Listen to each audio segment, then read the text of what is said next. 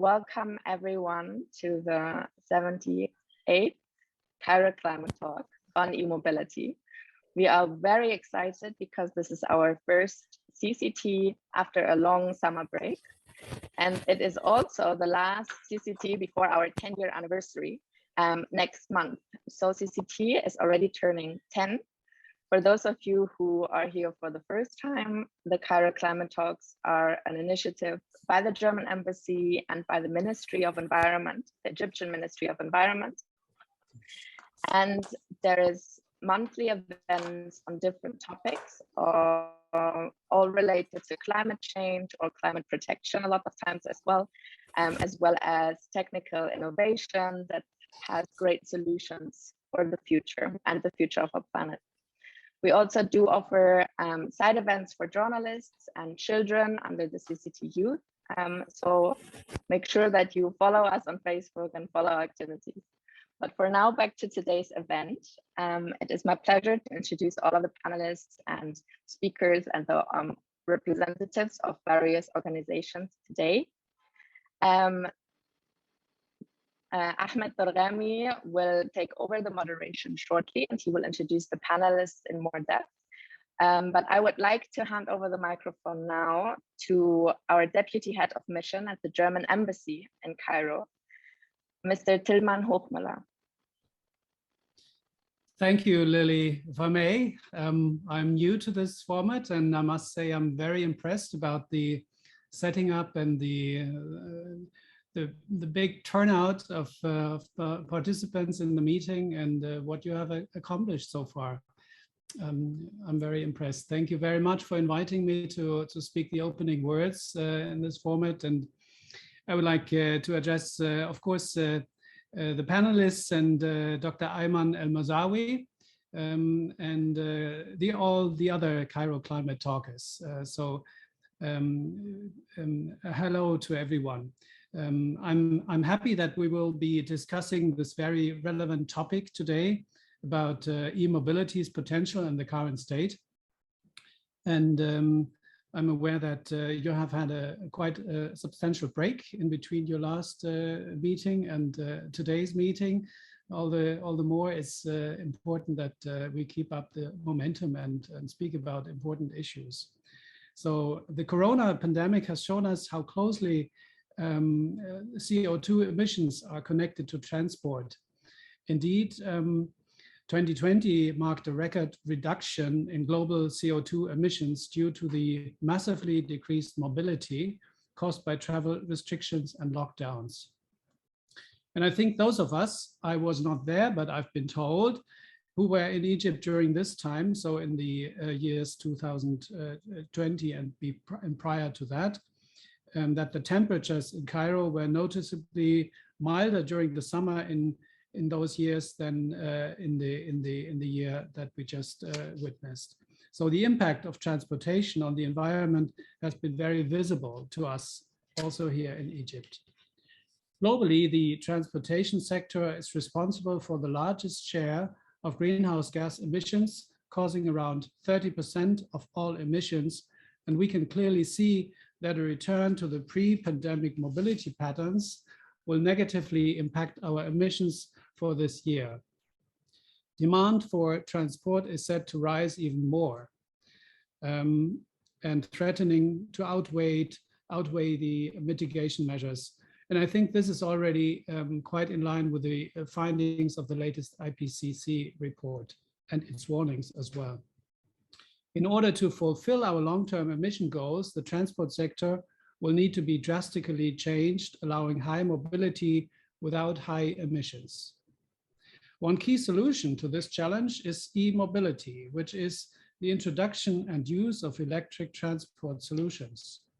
Of course, e-mobility can only contribute to reducing carbon emissions if it uses renewable energies. Germany has been leading the way towards a future based on renewable energies with its wide-scale Energiewende. This is a German expression for energy transition. And this needs to be complemented by a traffic transition, or Verkehrswende in German. So the goal of this traffic transition needs to go beyond a simple replacement of fossil fuels with renewable ones. We need to totally rethink the way we travel, from using more trains and public transportation to the use of bikes or electric scooters on short distances. In this context, it is particularly important to work on taking traffic away from the streets and onto the rails, especially in urban settings. This will not only lead to a reduction in air pollution, but also in reduced noise pollution, or reduced traffic accidents, and generally more livable cities. We as Germans are convinced that this is the right decision, right direction for our country and for our future, and we are working hard to spearhead the transport transition. Egypt has also set its course toward this ambitious goal, and I am particularly pleased that it has chosen to partner with German company Siemens to build a 360 billion Egyptian pound high-speed electric rail network.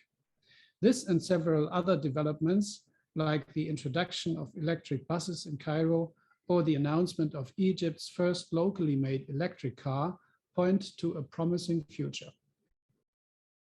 I'm therefore very much looking forward to hearing more about how our panelists from Siemens, Infinity EV, Transport for Cairo, and the EBRD will assess the current situation of e-mobility and its potentials here in Egypt and in Germany. So thank you very much to all of you for joining us here today on our virtual panel. And I would also like to thank all our partners, and especially the Egyptian Ministry of Environment, under the leadership of His Excellency Dr. Jasmine Fouad, for their continuous support of CCT during these past 10 years. Of course, my thanks also go to the CCT team and for making this event possible, and to our audience for joining us tonight. So this brings me to closing my opening remarks, and thank you very much once again for letting me speak these opening remarks. Thank you. Thank you so much, Mr. Hochmüller. It is our pleasure to have you here. And especially so since it's your first CCT you get to open already. That's perfect. Thank you so much for your words. And I would like to hand over now the microphone to Dr. Ayman El-Mizawi, who is the head of the environmental quality sector at the Ministry of Environment and is speaking on behalf of the Ministry of Environment today, as they are our official partners. Dr. Ayman, please. Yes. Thank you. Thank you for joining this great event. Everybody can hear me? Okay. First of all, the Ministry of Environment has implemented many projects that serve the transport sector in Egypt, all of which are considered environmentally friendly in the light of achieving the 2030 Sustainable Development Goals. Among the efforts made implement electric mobility in Egypt, where the state implemented subway lines for both line, as well as the completion of the third line, as well as the starting of the implementation of the monorail project. It's already started actually. Given the presence of nearly 11.5 million vehicles all over Egypt, therefore the state had to seek to implement many projects that serve the transport sector. A project for purchasing electric buses has already been implemented in the Alexandria Governorate. The implementation of officially the project to manage the air pollution and the climate change in Greater Cairo has been started between the Ministry of Environment on the one hand, and the ministries of planning and economic development, also the international cooperation and the local development, and the transportation and health and population ministry, and the Greater Cairo Governorates, Cairo, Caliobaya, and Giza. The Cairo Public Transportation Authority, on the other hand, this is for the purpose of coordinating and defining the mechanism and the general framework for the implementation of the project funded by the World Bank with $40 million. Signing a protocol with Greater Cairo for Public Transport Authority for purchasing 100 electric buses comes within the framework of the project launched by the Egyptian government through the Ministry of Environment to manage the air pollution and the climate change in Greater Cairo. Already the construction of the infrastructure for electricity charging stations is underway. According to the agreement, a steering committee which will be established with the aim of directing the work of the project head by the Ministry of Environment and Public Transport in Egypt, where the steering committee will provide guidance and direction on national policies and strategies in general, and will play an important role in the decision making at the highest level. The project consists of four components. The first component is to strengthen the decision support system on air quality, and the second component is to support the activation of master plans of soil waste management in Greater Cairo, and the third component is to work to reduce vehicle emissions in public transportation. And the fourth component, and the last one, is behavior change, awareness raising, and communication. The Ministry of Environment will prepare comprehensive annual work plan and budgets and coordinate monitoring and evaluation activities with the implementation agencies to ensure compliance with the environment and social standards, while providing support to counterpart institutions in implementing activities. Coordination and integration between project components and the four units will be established, with the technical support to supervise the implementation of the component in coordination with the concerned ministries and the authorities.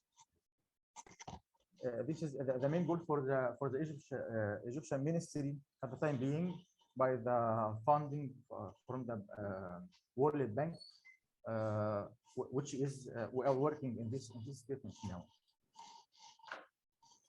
That's all. Thank you for my attendance. Thank you for all.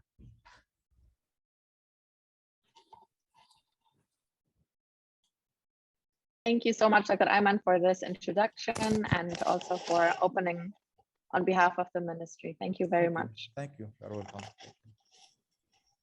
And before I hand over to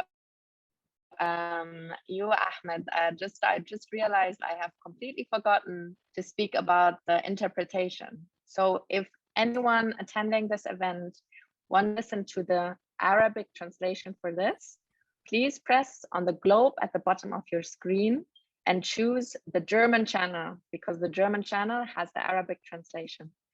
Merna, if you could maybe quickly translate that into Arabic, that would be amazing. لو حد بس محتاج ترجمة، في جلوب موجودة تحت، في الكرة الموجودة تحت على اليمين، اختاروا بس الشانل بتاعة الألماني وهي هتترجم على طول العربي. Perfect, thank you so much. And without further ado, I would like to hand over to you, Ahmed. Ahmed El-Zarghami is going to be the moderator for the night, and we are very thankful that you've accepted this offer from our side, and very happy to have all the panelists. And please enjoy. Thank you so much, Lily. So thank you everyone for the very inspiring intros. I'm actually quite excited to be introducing our panelists today. It's a very lovely group of, well, that gives me a lot of inspiration when I follow their work, each respective panelist today. Just a bit of background before we start. I am Ahmed El-Zarghami. I work in UN Habitat, climate change and basic services program in UN Habitat, and I have a bit of background in developing policy papers related to e-mobility and involvement far in the past in the planning team of the 4th Metro line, which is another form of e-mobility. And it's the topic has always been close to my heart, together with other things such as cycling and walking and everything else that makes our city sustainable. So it's a pleasure to be moderating today, and let me go straight to presenting our panelists. So what I'll be doing, I'll just read out the bios briefly and then give space for each panelist to give a minute of introductions themselves. So we have the pleasure to have with us Mr. Ahmed Sami, Business Development Manager at Siemens Mobility. Ahmed Sami is managing the business development responsibilities for Siemens Mobility in Egypt since early 2020. During this period, Siemens Mobility successfully reached the momentous milestone of signing the contract that Mr. Tillman was just talking about, Egypt's first high-speed electric rail system. In addition to signing Egypt's first ITS solution in Cairo Festival City by the UNEX Traffic, a Siemens business. He also joined Siemens Mobility in 2017 with the role of Projects Operation Manager. He previously also worked for Lafarge for more than 10 years, as well as for Orascom. It's a pleasure having you with us, Mr. Ahmed. Moving on, Mr. David Allen, Associate Director, Sustainable Infrastructure at the European Bank for Reconstruction and Development. David Allen is a leading practitioner in the sustainable infrastructure space, leading transactions and policy dialogue initiatives across both the public and private sector. After working in technical consulting and in the transport field and the commercial bank, he joined the EBRD in 2012 as part of the bank's expansion into MENA region. He's currently responsible for the bank's municipal infrastructure business in Egypt. Welcome with us. Mr. Ahmed Al-Arabi, he's the technical manager of Infinity EV. Al-Arabi has joined Infinity in October 2017 in the solar division as an electrical engineer. In 2018, Mr. Ahmed Al-Arabi managed to take one step further in the company by moving to the EV division, where together with the team, he was able to expand the footprint of the EV division in the market. As of January 2019, he was able to take a higher position as the technical manager responsible for all technical matters in the company. He's been involved in securing key partnerships for the company, building the EV network across Egypt, first station opening in March 2019. Al-Arabi was born in Egypt and graduated with a bachelor's in mechatronics engineering from the German University in Cairo. Welcome with us. Mr. Abdurrahman Higazi, co-founder and research associate in transport for Cairo. So Abdurrahman is an applied urban research professional with a diverse background in architecture, urban planning, geoinformatics, and social sciences. He has more than 5 years of experience in the field of applied urban studies and informatics. Since 2014, he's worked on projects in the fields of regional planning, housing, transportation, governance, and planning, including a research project on the potentials of minibus electrification in Cairo, also in Nairobi and Cape Town. Abdurrahman, in 2015, he helped founding Transport for Cairo, TFC, where he currently works as a consultant. It's an action research lab reimagining transportation networks in Africa to improve mobility. So I would like to welcome you once more, esteemed panelists. It's really lovely having you with us in these very interesting times. Mr. Tillman started off with noting very interesting projects about buses and about rail.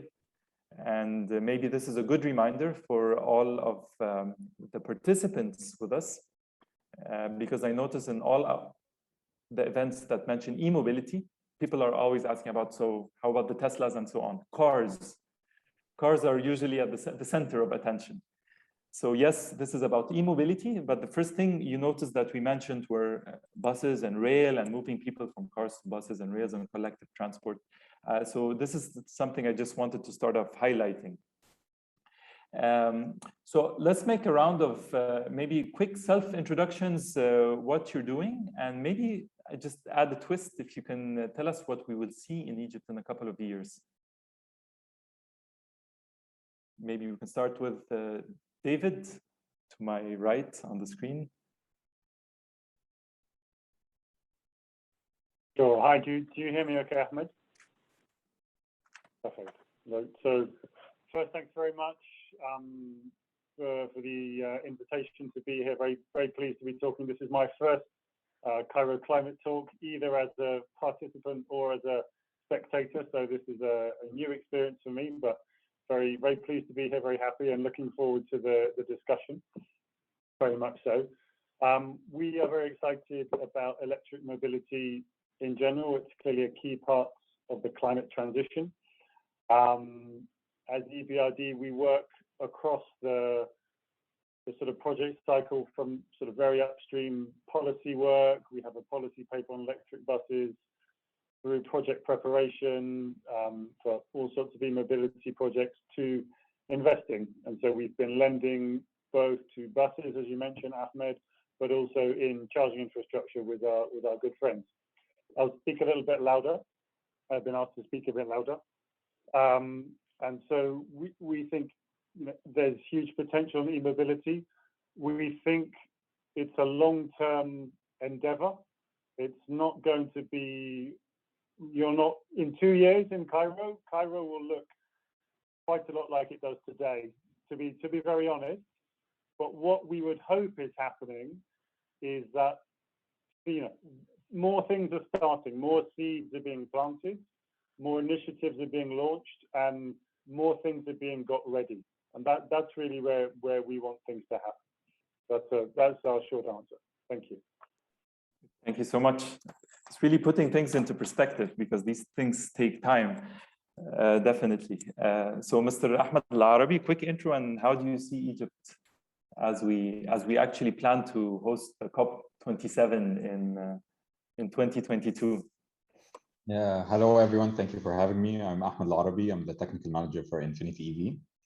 Infinity EV was established in 2018 with the focus of establishing the most reliable EV network, charging network in Egypt. We currently have about 60 stations with more than 200 charging points. We're actually aiming in the next 3 to 5 years to have more than 300 stations with more than 1,000 charging points. I'm a bit of an optimist, so I believe in the next few years we will see a huge transformation into greener Egypt as a whole. Infinity has its core beliefs that the green energy is the key to everything climate related. So this is why we're actually extremely focused on solar, wind, EV mobility. And this is why we're focusing on actually building the whole infrastructure for charging in Egypt. Thank you. Brilliant. Thank you so much, Ahmed. So moving on to Abdurrahman Higazi. Thank you very much, Ahmed. It's a pleasure to be here today. Thank you for your introduction of me. I'd like to give a quick introduction on Transport for Cairo. So Transport for Cairo is an advisory practice established in Cairo, Egypt in 2015. We worked in urban mobility, sustainable urban mobility projects with a focus on informal mobility, which is the predominant mode of mobility in African cities. We worked in 5 different countries in Africa. And we focus on 3 main pillars, which is digital transformation for informal mobility sector. Informal transport in terms of management and operations from a sociological, gender, and economic perspectives. And finally, decarbonization of transportation in African cities, which includes the development of non-motorized transport and low emissions of motorized transport. How will Cairo look in 2 years? I think it will be no difference from now. The predominant informal transportation modes will continue to dominate the transportation in Cairo. Their involvement in policy and planning will be the key to really tackle the problems of transportation and transport-related emissions in Cairo.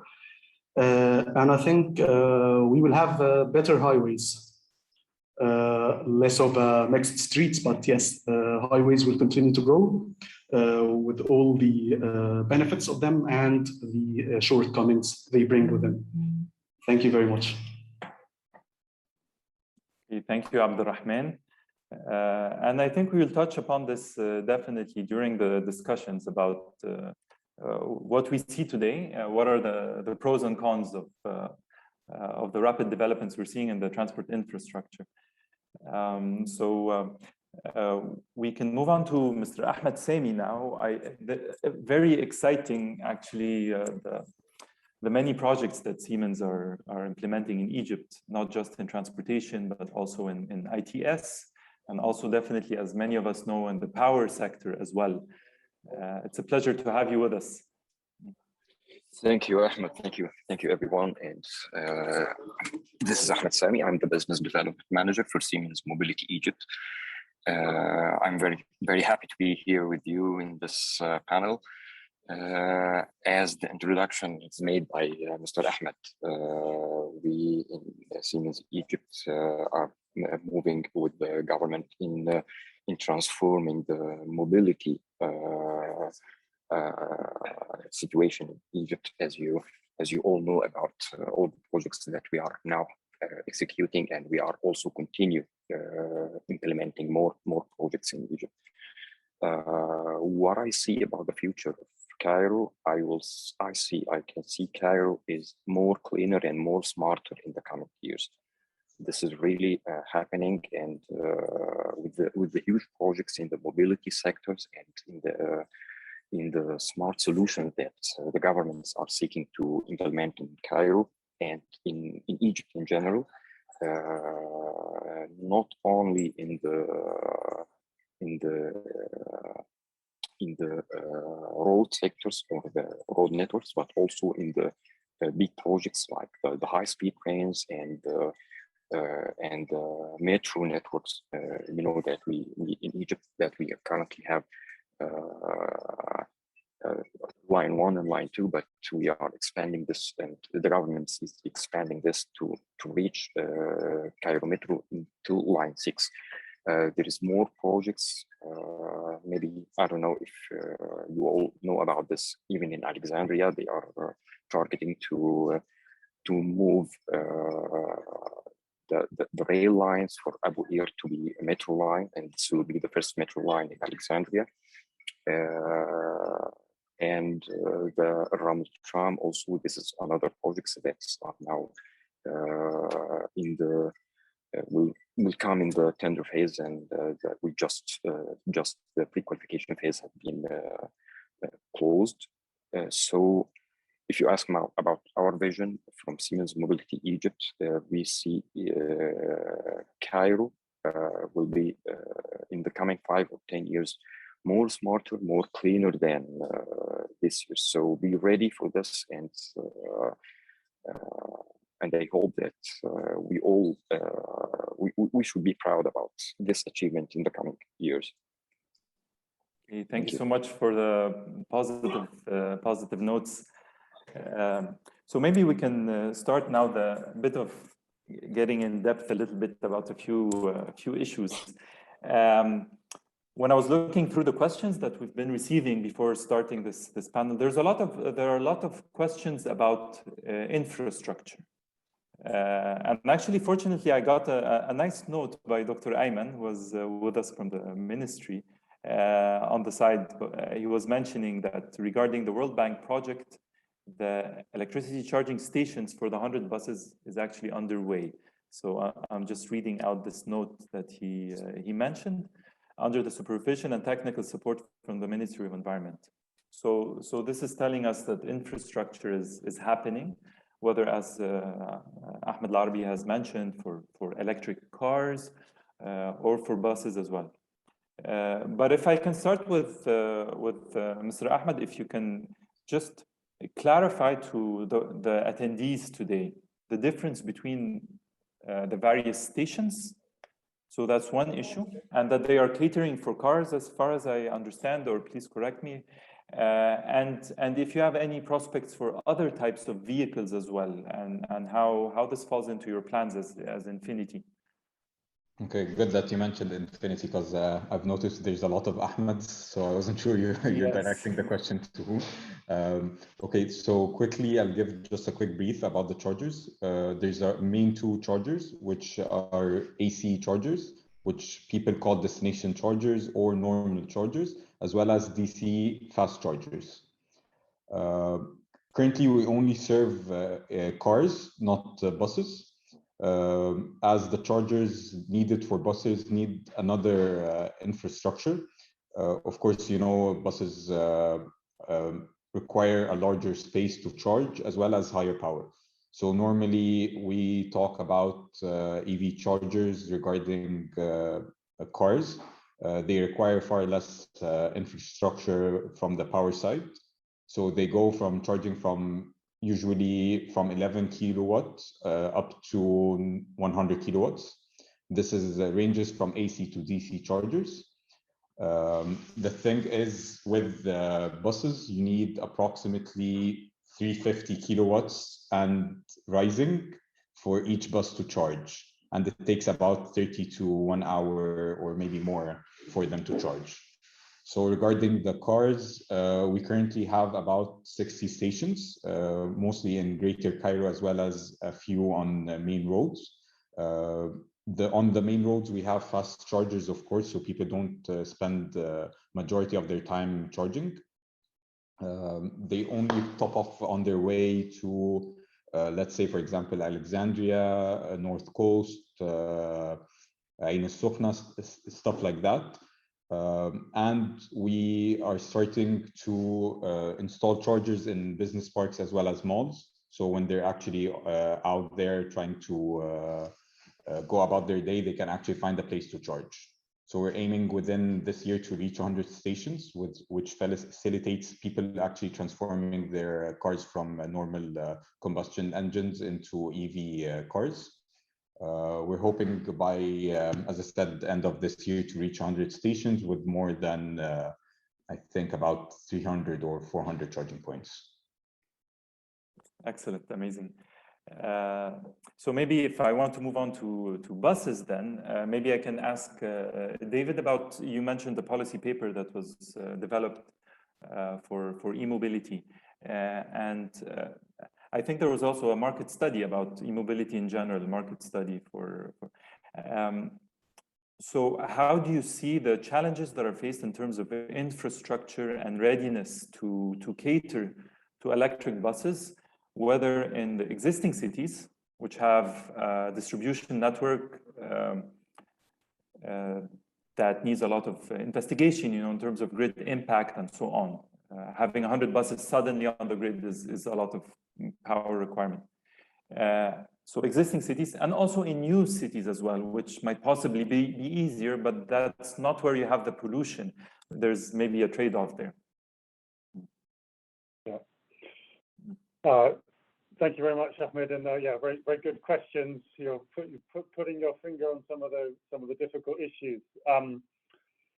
So we have recently been working on a report which is close to being finalized, which is the report you referenced, which is looking at electric mobility in Egypt. That's with the New and Renewable Energy Authority, and that looks at, you know, in quite a lot of detail at some of these issues on charging, and for buses, it looks at issues like the total cost of ownership, and, you know, bringing everything together. So we'll definitely be releasing that report as soon as we can, and we'll be, you know, wanting to have a wide audience for that. So don't worry, you'll all hear about it.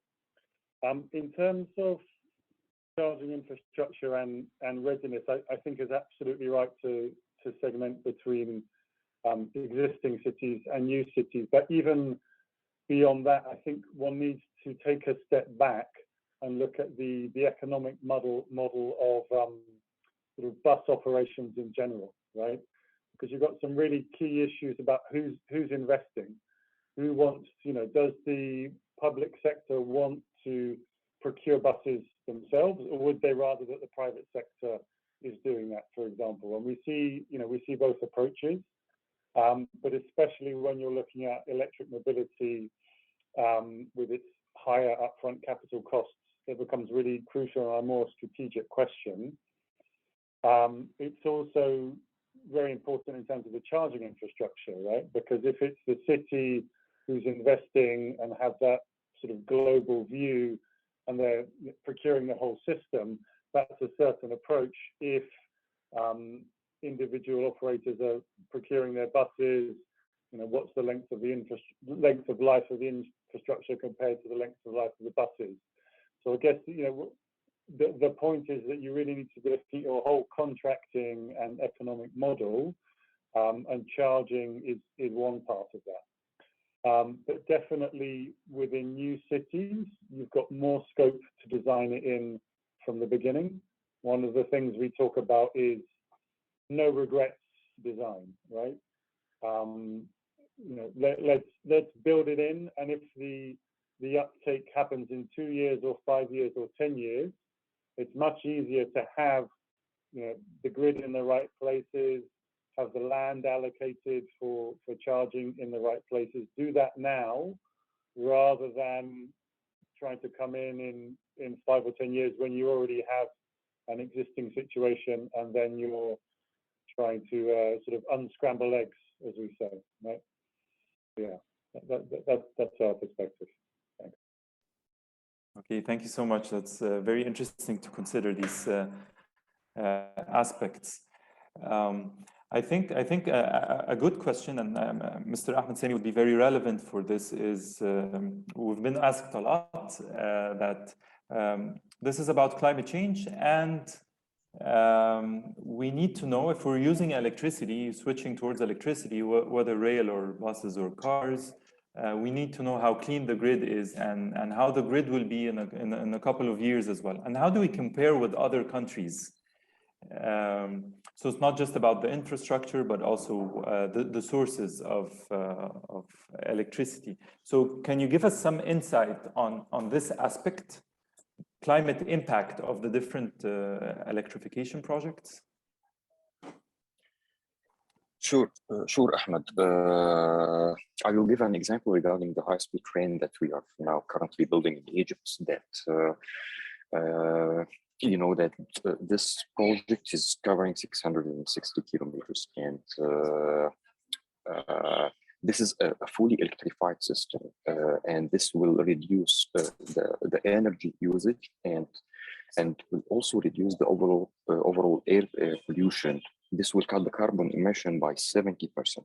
70% in comparison to the current emission, which is used by car, or which is caused by car and bus transportation. So such big projects can cut this carbon emission by 70%. It's a significant change, and also we are targeting and we are working on to continue the other 2 lines in Egypt. You know that this 660 kilometers is the first line for the complete network of the high speed in Egypt.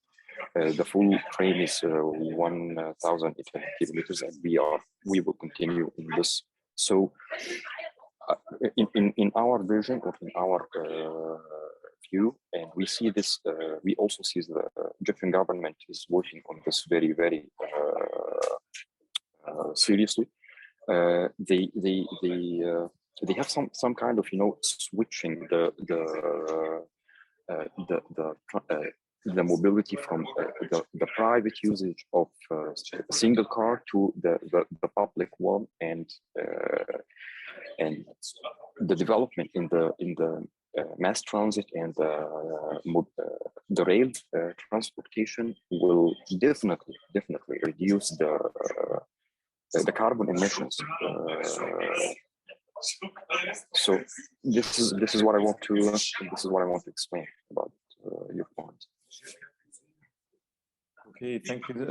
These figures are very impressive, of course, and it's good to hear about some impact assessments that were made. That's excellent. 70% carbon reduction when we're switching to rail. Hopefully, more of the existing diesel rail as well is converted, I hope, in the future. I think we can now move from infrastructure to the actual vehicles. And I know, Abdurrahman, you've done a lot of work on studying the mobility in the city, and recently I think you've been involved in a sustainable urban mobility plan as well. development. So that's very interesting because you have a bit of perspective in terms of how this fits in with the bigger picture. So maybe a question to you is, when you were doing your studies and research and so on, what were the different impressions that you were getting from people with regards to electric mobility? How important it is? Should we have more of it, or are there other priorities, and so on? Well, thank you, Ahmed. Speaking about sustainable urban mobility, as you said, we think of electrification as an approach and one option in a set of options and in a comprehensive set of measures to decarbonize the transportation sector. So speaking about transportation, let's revisit some facts. In Egypt, the dominant mode of mobility is informal transport. In our sustainable urban mobility plan in 6th of October city, we found out that informal transportation, Suzuki minivans and microbuses occupy 74% of the modal share, with cars stays at 16% in the most populous new urban community in Egypt. So this brings us to some operational and managerial questions regarding the old fleet of microbuses, because the microbuses in Cairo are pretty old, 20 years and more, because the licensing stopped in late 1990s, and I think 1999. So we have a very old fleet. We asked some questions regarding where those vehicles sleep, where they park at night. So for formal bus, we have the garage of the CTA, we have the garages of the private companies for overnight charging. But for informal transportation vehicles, they probably sleep by their operator's house. So their garages are very scattered. And this is because the market itself depends on individuals rather than associations and companies. And this is a result of neglecting the growing informal transportation systems since like 1970s. We think that we need to minimize the monopoly of the informal transportation sector because it's efficient, yes, but it provides a very poor quality of service. But until like 2030, we anticipate it will continue to dominate the transportation modal share in 6th of October city. So we can, at the best, minimize their dominance from 74% to like 55 to 60%, but they will still be the dominant force. That's why we are focusing on the access of those vehicles to the electrification technologies for battery electric vehicles. As I said, safe and accessible overnight charging, and exploration of retrofitting because of the capital cost. Like David said, the capital cost is very high to gap. So we're talking about investigating the R&D projects like in Nairobi and other cities of Africa of retrofitting the existing fleet to be operating on electricity instead of diesel. And finally, we think that transportation is a part of the city. It's not a transportation industry; it's a transportation sector. So land use planning have to be addressed. The low density urban development actually is the enemy to efficient public transportation network because it affects the demand. So it affects the operations, the feasibility of constructing and operating new bus lines at the first, regardless of the energy itself. So we have to question the mobility of the city in terms of land use planning, density planning, and the energy use. And finally, the primary energy mix. Egypt relies primarily on fossil fuels. There are a very early stages in relying on renewable energy, but it's stumbling a bit because we have that surplus of electricity production capacity. So the movement towards cleaner energies are pretty slow at the moment. But I think personally that in the coming years, the situation will be better. We will rely more on wind and solar energy in the primary energy production, electricity production. Okay, very, very, very interesting. And I like how you described how the buses sleep. And I think that's very important because it's making it easy and clear. Because I guess when they sleep, it means that they have time. Having time means that the chargers might not have to be very expensive as always. Because as we just learned, there are different types and speeds and costs of different types of chargers.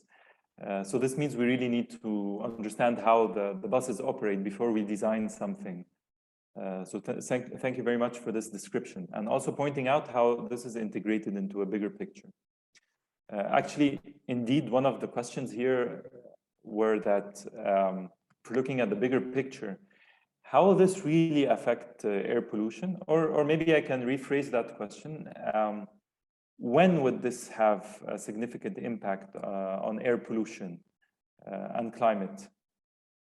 If we put it into perspective of 10 million or 11 million vehicles in Egypt and the diesel, natural gas, and so on. So in perspective, how or when, what has to be done so that this indeed has an impact on air pollution and climate?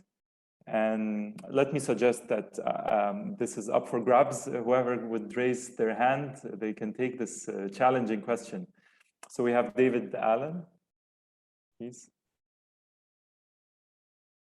Thanks, Ahmed. So I'm not going to give you a date, all right? I'm not going to give you a date because nobody can give you a date, and if they can give you a date, they're making it up, right? But what we do say to clients, to governments, to partners is we say, you will want to do this in terms of electric mobility adoption, and that's across, across the kind of public transport and private transport space, whether it's cars, buses, everything. You will want to do this, so start getting ready now, because there will come a point, and whether it's in 5 years or 10 years, there'll come a point where you'll have a combination of the costs will flip, right? So instead of it being, it's a little bit expensive, it will be the cheaper option.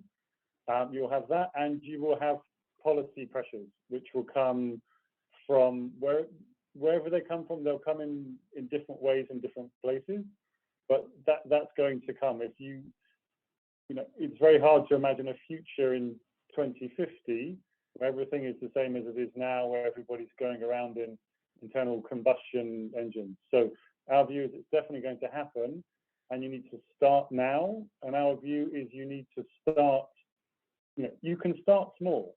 It's okay. You don't have to, we wouldn't recommend transforming your whole fleet tomorrow. It wouldn't work. The grid would fall over. Suppliers can't provide the vehicles. You don't have the supply chain. You don't have the trained people who can maintain the vehicles. There's a lot of reasons not to do that, but you need to start working on all of those things now so that you're ready. I think it's very interesting what you mentioned about the other aspects of having the buses, because you mentioned capacity building of people who will be responsible for maintenance and availability of spare parts, managing the system, etc. And what I understand, you're mentioning that we shouldn't just jump to implementation too fast without lining up all of these prerequisites, definitely. So maybe I can now ask a question about the other side of this matter, which is the competing technologies of so we have gasoline in the streets, we have diesel, we have natural gas, which is being branded sometimes as green, I notice. So maybe green in terms of local air pollution, it's a bit less than diesel. But of course, we all know that this is a fossil fuel. It's also emitting, and it's not green at all. So we have these three moving on. And I think among the panelists, we have a lot of international experience as well. It would be interesting to reflect on what constraints are being. So we're not just talking about incentives for EVs, but also constraints on the non-sustainable modes, because that's one good way to promote EVs, I would guess. So maybe I think Ahmed Al-Arabi, you are looking a lot into the market, and you would love to see this market grow. And there are two ways of growth, you know, more EVs, but also constraining regular vehicles. So what things do you see in the international experiences that might be worth pushing for in Egypt? Okay, so as you mentioned, there is, we noticed that people are calling natural gas green, as you noticed. The thing is, all chargers are provided from the grid side. Okay, so we're currently taking the power from the grid.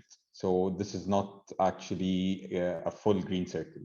So what we're hoping to do eventually is have our chargers supplied from green energy sources like solar, wind, stuff like that.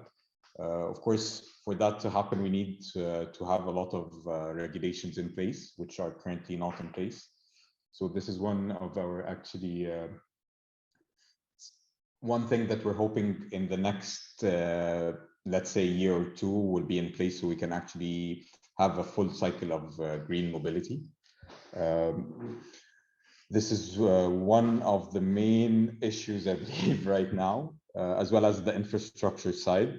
There's a lot of lack of infrastructure, as David mentioned.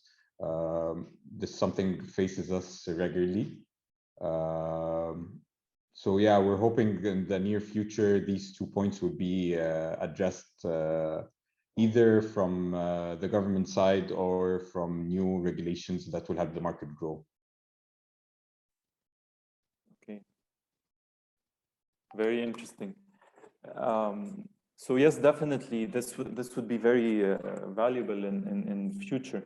I think we can start moving on to some selected questions from the audience. We actually have so many questions, which is great. We have a lot of engagement. So let me pick one. It's about rail and intermodal integration. So just for those joining us, intermodal integration means how do we connect the metro with buses, with the pedestrianization, cycling network, etc. So all the different modes are in harmony. And this question was directed to Ahmed Sami from Siemens, since there are a lot of investments in rail transport. So how would you extend your planning to also include or cater to other modes as well and integration?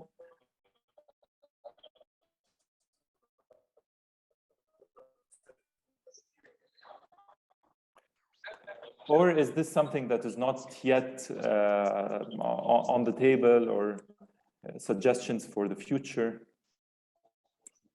Thank you, Ahmed. I really also see it also, you can answer both. Yeah.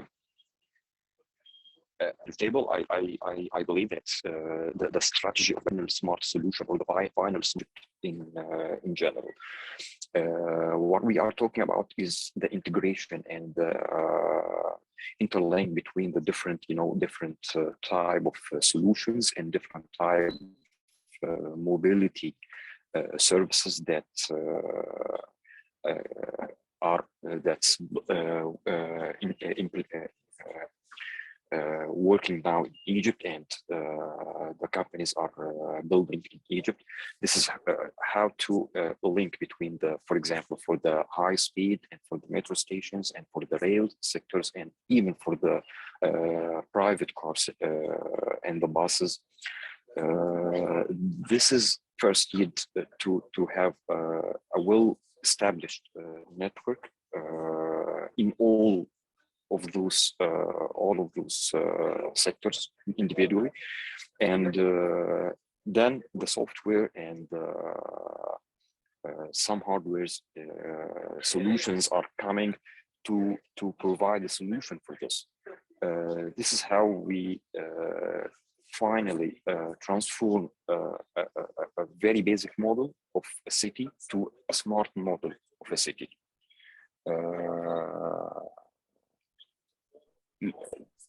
This is what we see. This is what we see from the move to the Egypt government towards metro and rail sector, and even from the EV sector.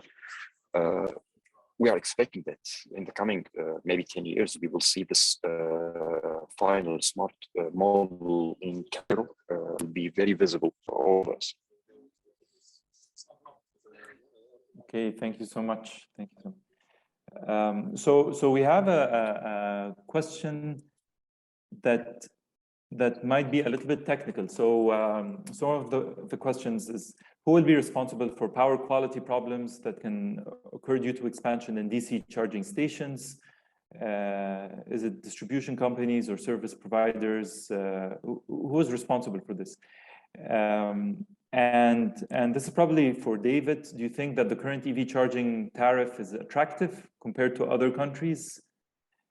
And you have can you put that into perspective as well?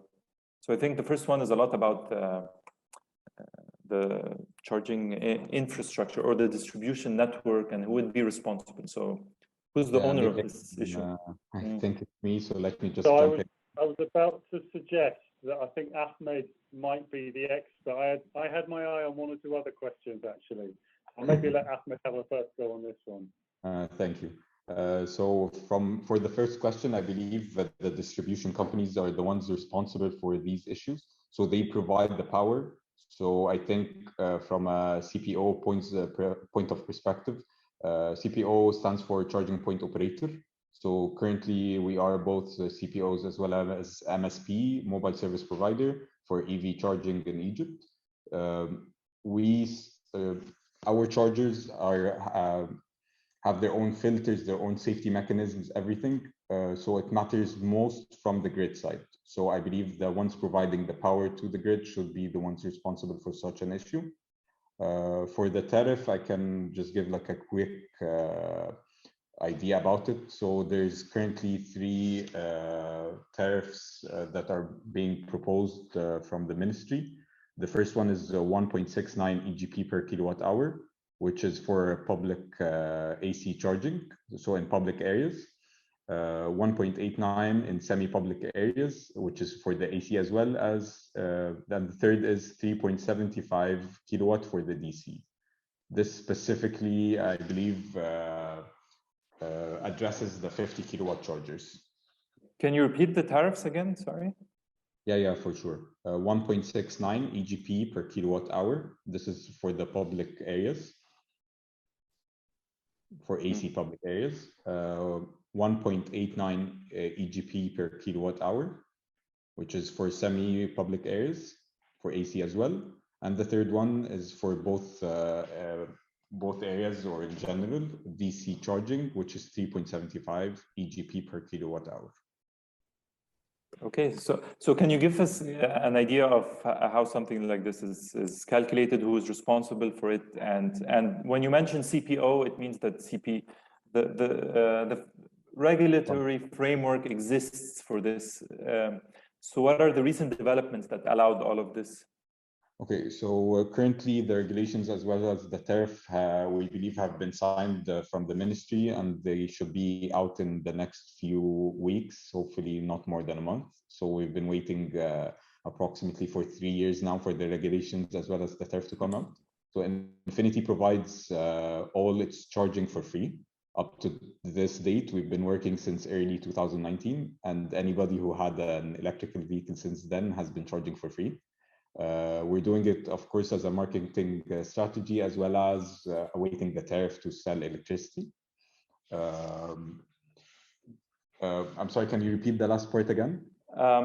No, I think you answered very well. So I think I have 1 week to charge for free.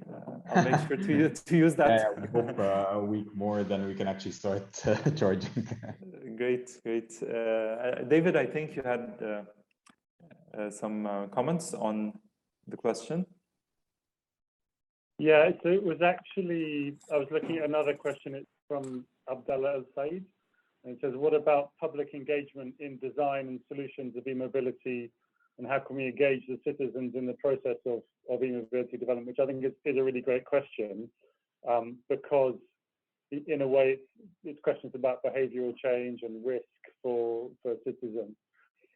A couple of things. One is that I think that the wider question is how you engage the public in mobility rather than just e-mobility, as Abdurrahman was saying. You're looking at the informal sector. Would you be changing the nature of the informal sector if you're bringing in electrification, and what does that mean? So I think you need to put these things in context a bit. I think in some ways the good news with e-mobility is that the behavioral change required is less to get somebody from a diesel gasoline car to an electric car than from a car to a bus, for example, which is the debate in the UK often is how you get people into public transport. That's really hard to do. But actually getting somebody to drive a different car that still gives them what they need in terms of mobility is easier if it works in terms of cost and charging and all the rest of it. So the sort of psychological change is easier. And then the last thing I wanted to say is that, again, sort of coming back to the question, I think public consultation is really important, giving people a forum to discuss these things, giving people kind of information. This is what we do when we are, we're working on the Alexandria Metro project, for example, and the public consultation is a very important part of that. And I'll also give a little plug here. We're now rolling out our Green Cities program in Egypt, where we work with public authorities to put together a Green Cities action plan. And that is really designed to be a sort of open process. So it's not just us sitting with a consultant and the city. It involves public events. It involves getting people's views, seeing what people's priorities are, and really trying to do some listening, because that's how you get a better design system. Okay, I'm glad you mentioned that, actually, because Abdurrahman, he was mentioning the widening of streets and all the benefits involved, but also the trade-off with all the drawbacks involved. And then now you're mentioning as well the importance of public participation and listening to people and so on. A question that usually happens is for example, we are listening to people and so on, and there might be limited understanding of the frameworks that should be followed, because this is in many cases actually a line of study. It's not just listening to people as we simplify it. So can you please explain to the people listening in today a little bit about what actually happens for you to make a social and an environmental impact assessment, and that there is actually a framework and things like it might be inspiration for other projects as well that are being implemented by the government, and it's healthy experience exchange, such as the BRT or other projects. Yeah, no, thank you. Thanks very much. I mean, we, as EBRD, as with all of the other sort of development partners, we have what we call environmental and social standards. So all of our projects need to respect certain sorts of guidelines. And in terms of social matters, that involves, consultations with users, looking at the impacts on people. You can have a fantastic project, but if somebody is going to have to get moved out of the way, you need to really deal with that in the right way. The other thing that we talk about is meaningful consultation, right? So that consultation should involve the right level of information and the right level of listening and really reaching the right people. So it's not, reaching widely, reaching the more difficult to reach people. That's all really important. And it's, how can I put it? It's in everybody's interest, because the issues, the problems, they'll always come out one way or the other.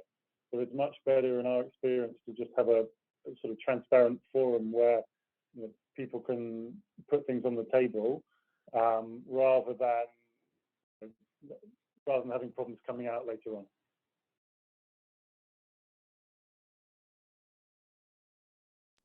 thank you very much for shedding light on the actually existing frameworks and procedures to follow in such mega projects. It's definitely very important. There's a question. Dina asked several questions, and I need to apologize for many of the people asking, because there's a lot of questions in limited time. But let me production. So for those of you who don't know, listening in, there are plans to produce locally produced electric buses. In partnerships with the partners in China, there are plans to produce electric cars, and they're initiating this process as well.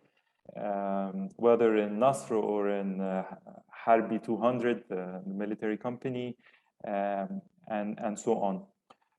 So it would be nice also, we talked a lot about e-mobility and rolling out of electric vehicles, but we didn't talk about local production. I would guess it's usually an incentive for a country to promote EVs if they actually also produce the EVs, so they retain a lot of the revenue that's happening. So in terms of production of electric vehicles, who would be interested in answering a question about what is the vision for the future? What pitfalls or mistakes should we avoid, at least in the near term, as we see more interest in local production? I'm not sure if I'm the correct person, but just let me jump in here. We actually have been studying, as well as started to develop the EV mobility charging infrastructure for these cars for the El Nasr Co. They're planning actually on rolling out, I believe, in the mid or end of 22.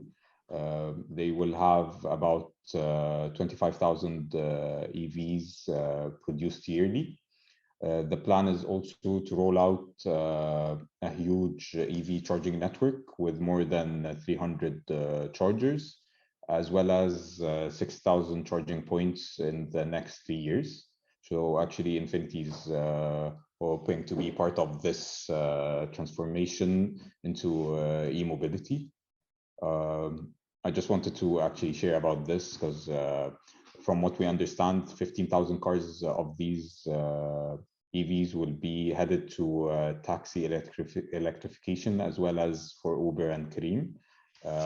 And the remaining 10,000 will be actually divided into 2 areas. 5,000 will go to the public and 5,000 will go to governmental entities.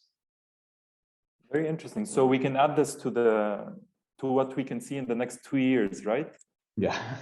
Yeah. So this is so you mean in the next 2 years we might see a lot of taxis, a lot of Uber cars that are the Nasr E70 electric cars. Yes. We will hopefully. This is something they've been working on now for a while. So, and production is actually will start very soon on these cars. So I'm pretty definite that they will be available within the next 2 years. Okay, thank you so much.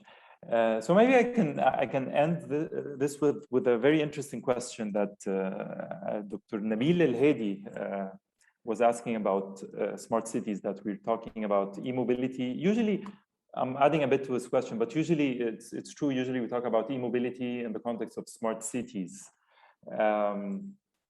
Also, I am coming from UN Habitat, and I'm interested in cities specifically as well and their sustainability. And it's always a challenge because before being smart, you need to have, all the livability prerequisites.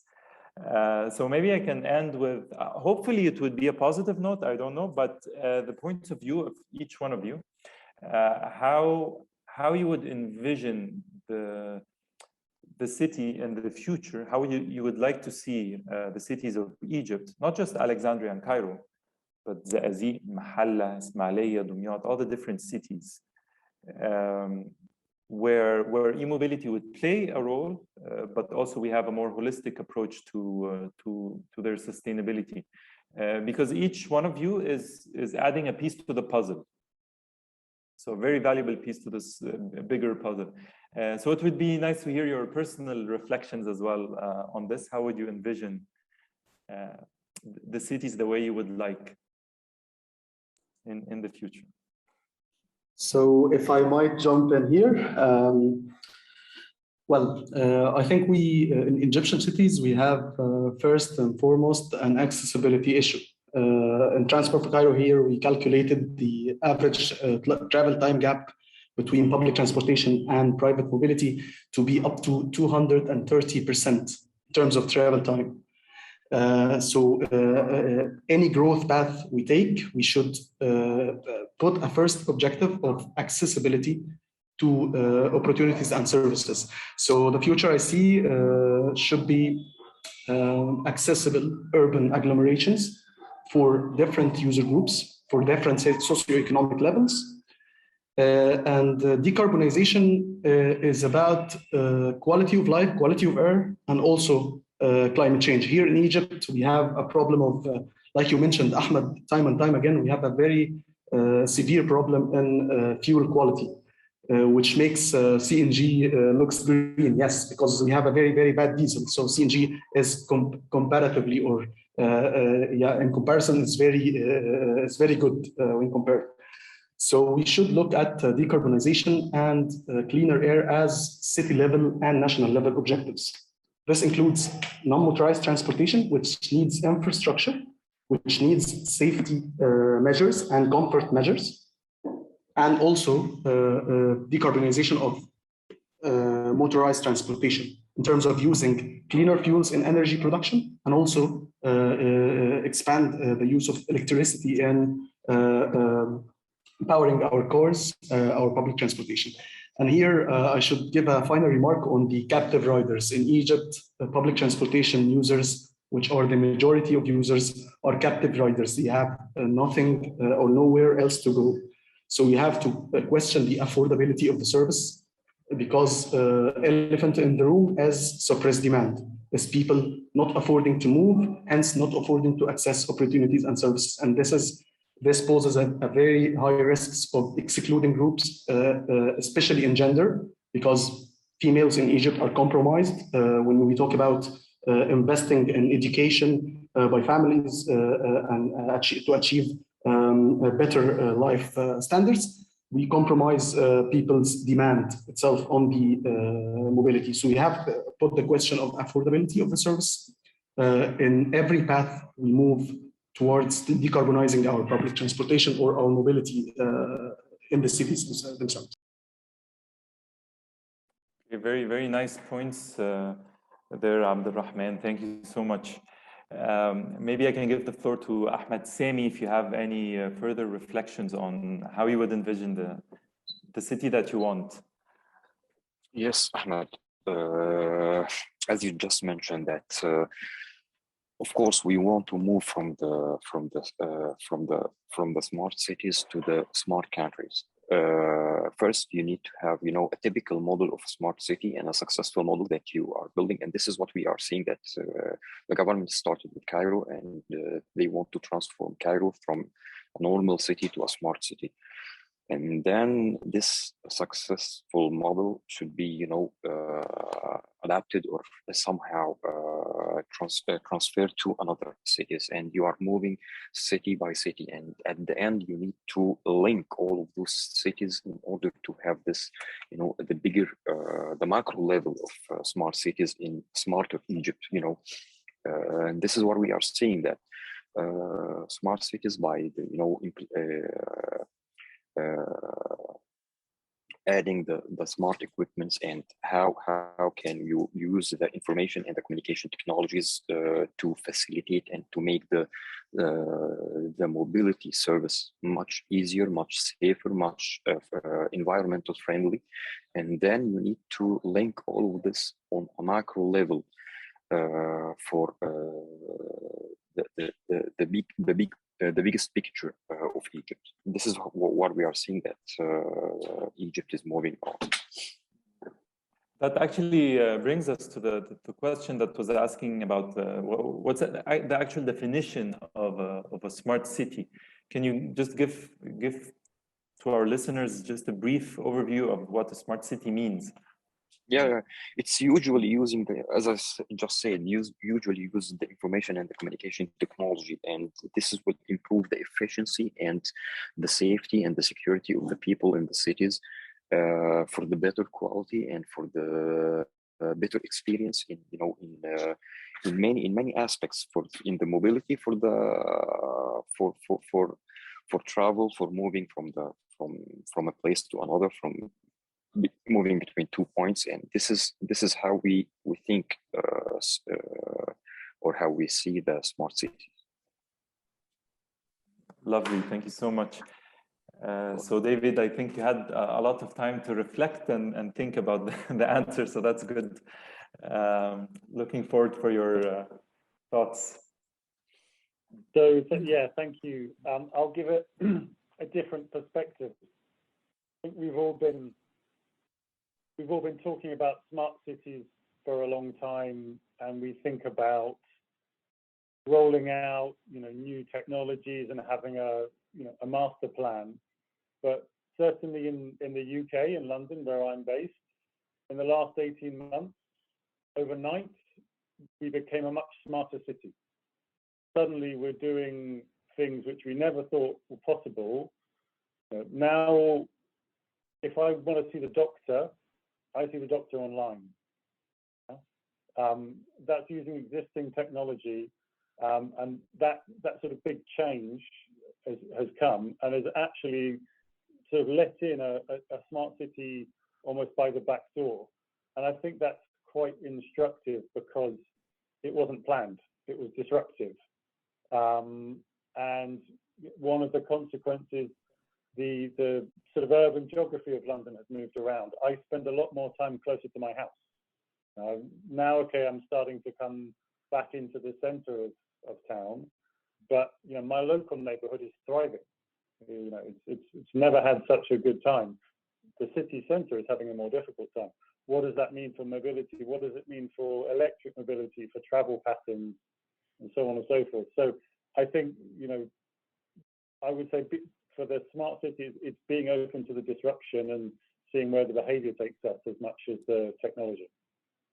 Okay. Well, since you also mentioned London, if I recall correctly, you already have a low emission zone, which is enabled, of course, by ITS and so on. And what I understand is in October, you're supposed to expand into an ultra low emission zone, which is quite impressive, even though we're in the middle of a pandemic and all that. Yeah, correct. There's a big change in October. Yeah, the geographical scope is being expanded from quite a small area of central London out to a much wider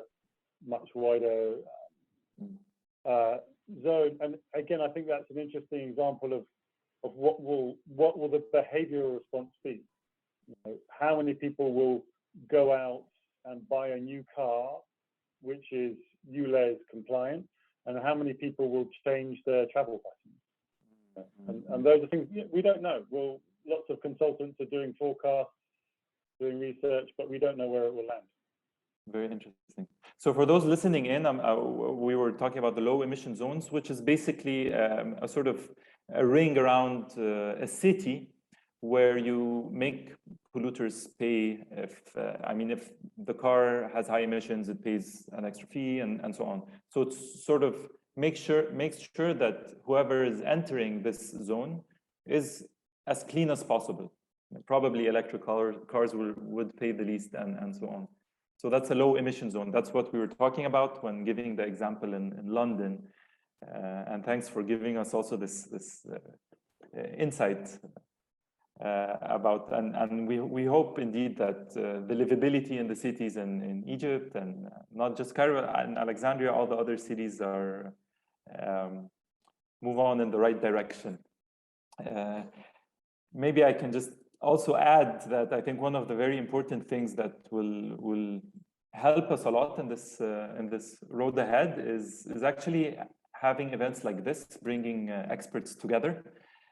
This in itself, I think, is very valuable. As you see, we've been answering a lot of questions that on people's minds, also exchanging experience, And it's nice to do this every once in a while, and to connect the dots. So I mean, it's appreciation would go to, of course, Cairo Climate Talks for allowing this and giving this platform.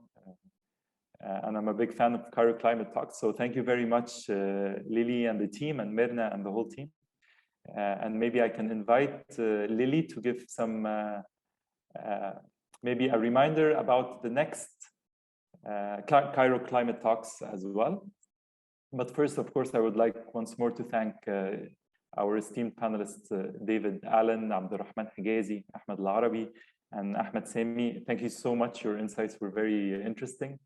And I enjoyed the last personal bit about reflecting on what we want to see in the future as well. So it's a pleasure to have you with us on CCT. Thank you so much. Lily will be letting us know about the next event, right? Yes, it's exactly. I'm here. Exciting. Go on. Thank you so much, Ahmed, for this great moderation. Thank you also so much to the panelists for the amazing insights. I've really enjoyed this. I think this must have been the CCT with the most questions we ever got, and you still managed to answer so many of them. So thank you so much for that.